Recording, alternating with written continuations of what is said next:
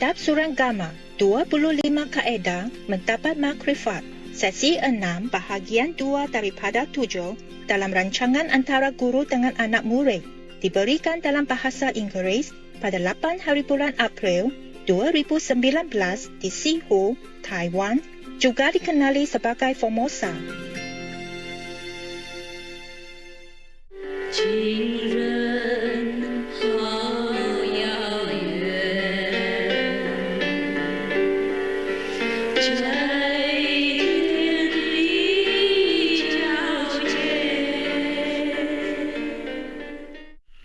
Thank you for the chapati and the samosa. Very good. I ate only half of it, half of the samosa, because you make it big, generous. And I share with the ghost. They like it. They also thank you. But I eat more later, okay? I just didn't have time. I just quickly make a few pieces, and then so that I can give the rest to the ghost. But I will enjoy later when I'm really hungry, okay? I'm really hungry. Mostly I cannot. Hope you like it, Master. Thank you. I will like it.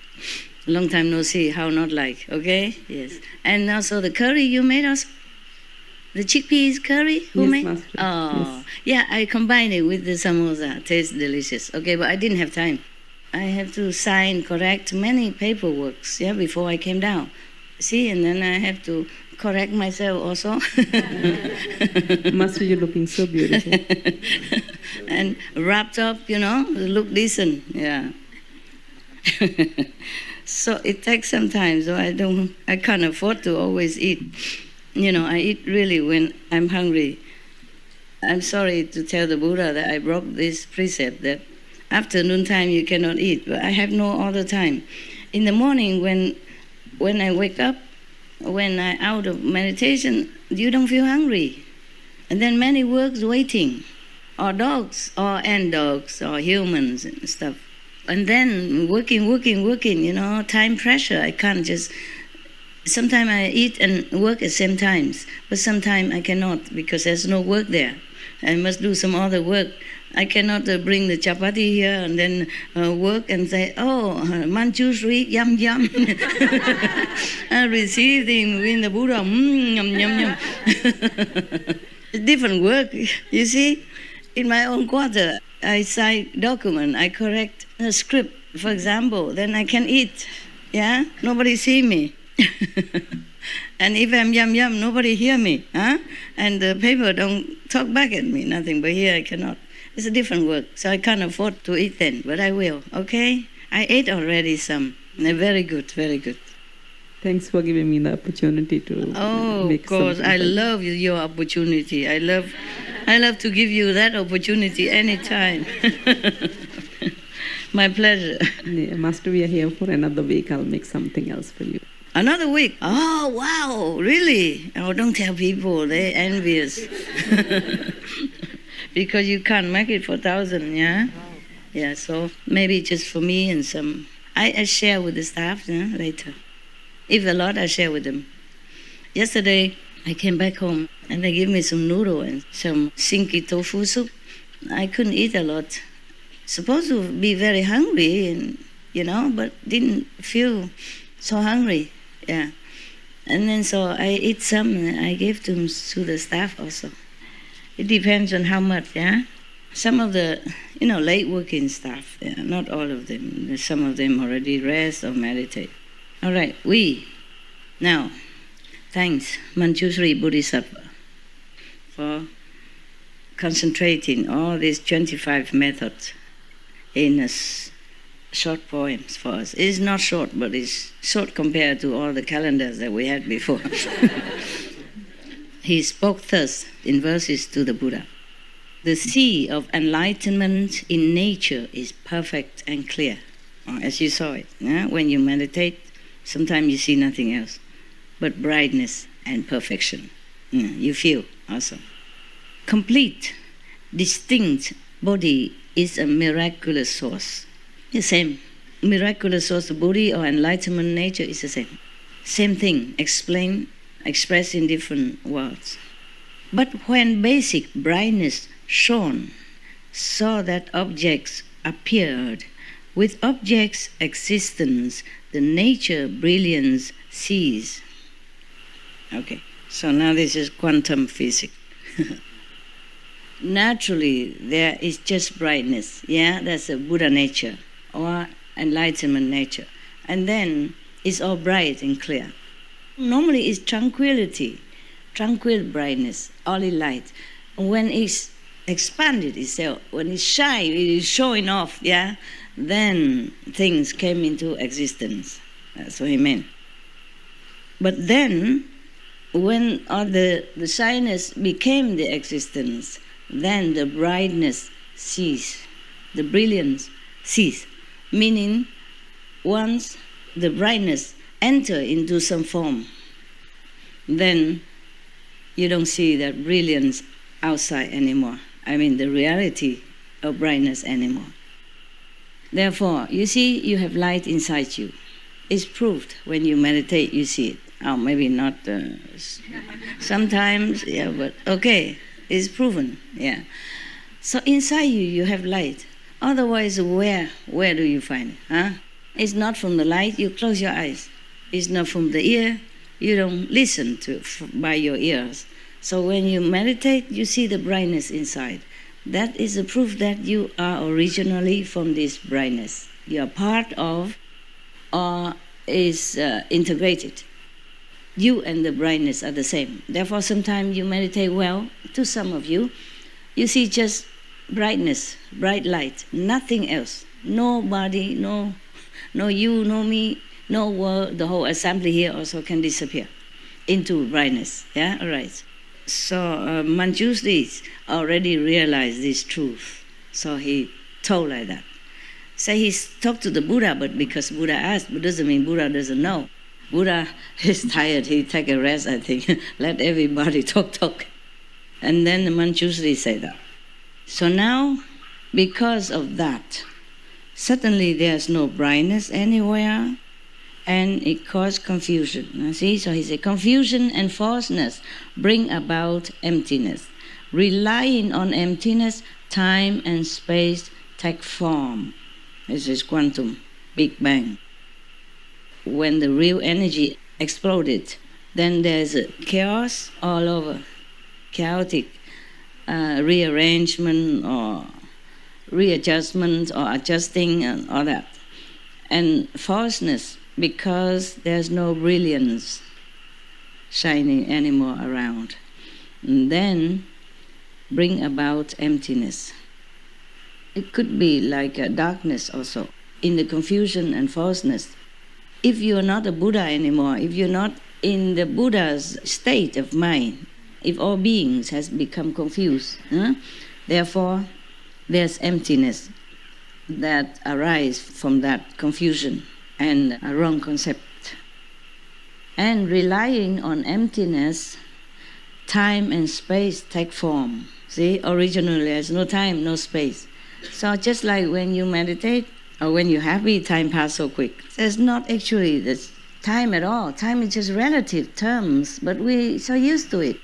So we work 8 hours, we sleep 7-8 hours, we eat about 1 hour.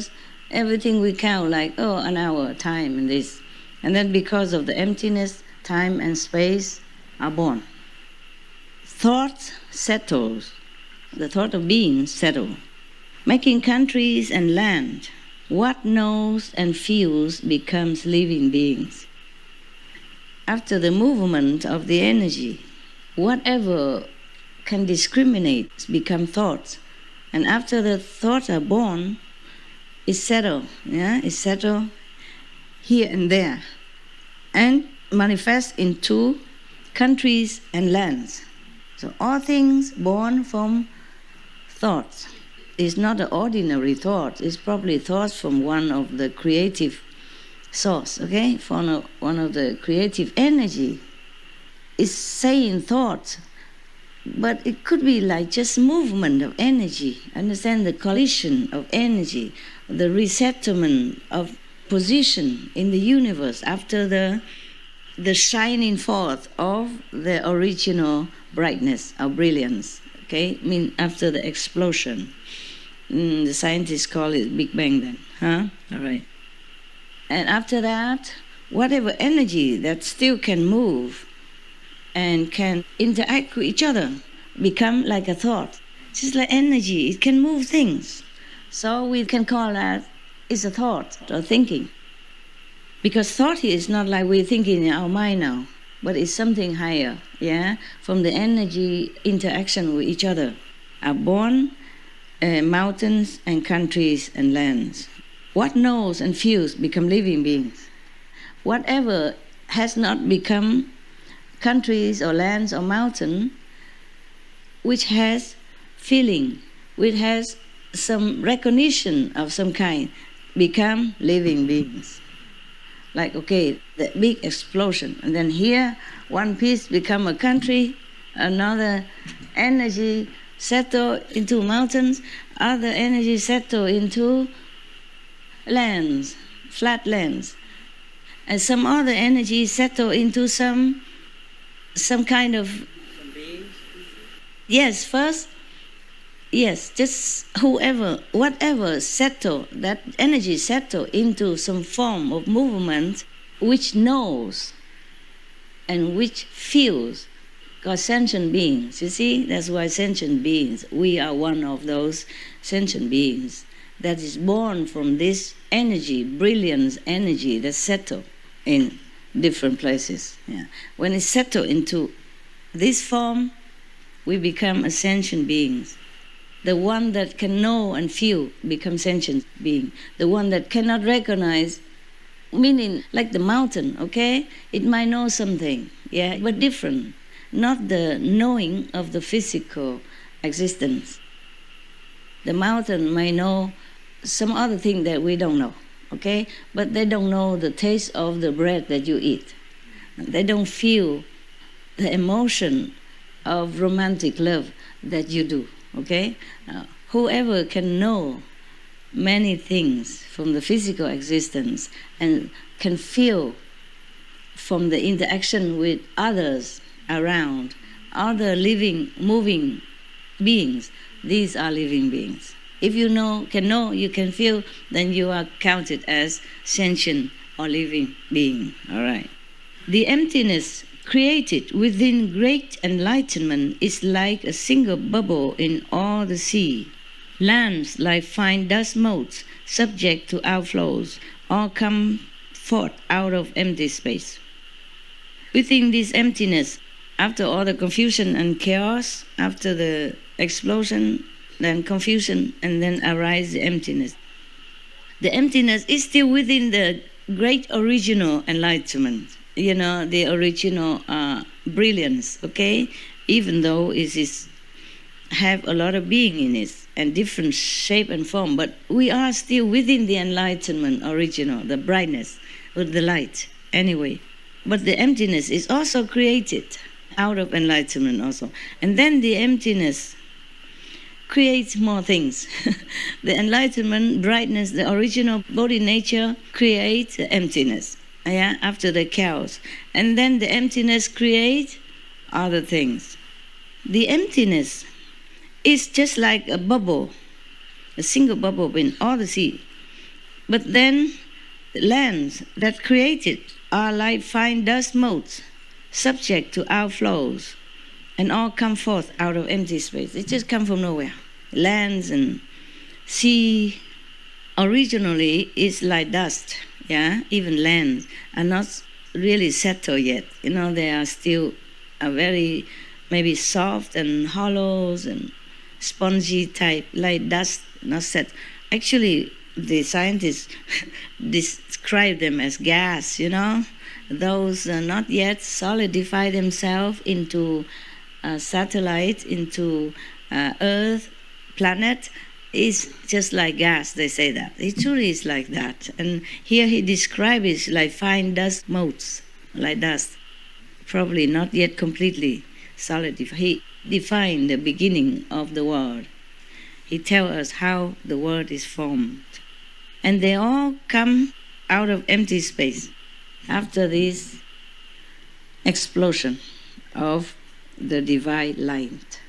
Just as the bubble burst space is no longer there, how much the less the three states of being. He says, suppose this emptiness within all the sea, the single bubble in the sea, if it bursts, then there's no space. You see, we are created within this emptiness, yeah? But the emptiness is described here just as a bubble in the sea. When the bubble bursts forth, then there's no space anymore. If we have a balloon, yeah, then inside we have space, empty space. But if the balloon gone, disappear, there's no space. But we are illusionary living in this kind of bubble. And we have space, we have time. But if the bubble bursts, then we cannot find any space anymore. How would we even count time? That's what he meant, okay? Even less the three states of being, meaning the physical, the astral, and the causal. The thinking ability, the creative ability of the astral level, and the physical level as a human. All right, so when the bubble bursts, when the emptiness no longer there, then we don't have anything. Our being is gone also. Returning to the source, the nature is not two. Many are the entrances through experience. None of them does the sagely nature fail to go through. Compliant or adverse, or is expedient. First resolve and enter in samadhi. Come slow or fast, as there are different norms. He means if you want to return to your original self, the source, the nature is not two. I guess whether we or the source, they are the same. It's just we make it different. Okay, so the nature are not two. We or the source are the same. We or the enlightenment Buddha nature are the same. Just we are confined in this, or with false thinking. Many are entrances through experience, meaning you can go back to nature, back to your source, through many different doors, meaning many 84,000 methods, I guess that. So, none of them does the sagely nature fail to go through. Meaning any of them, through any door, any sagely nature can penetrate. No big deal, no problem. Not any of the expedient door they can go through. Mean you can use any of them in order to go back to your original self. Compliant or adverse or expedient, I mean it's just convenient method to go back to yourself.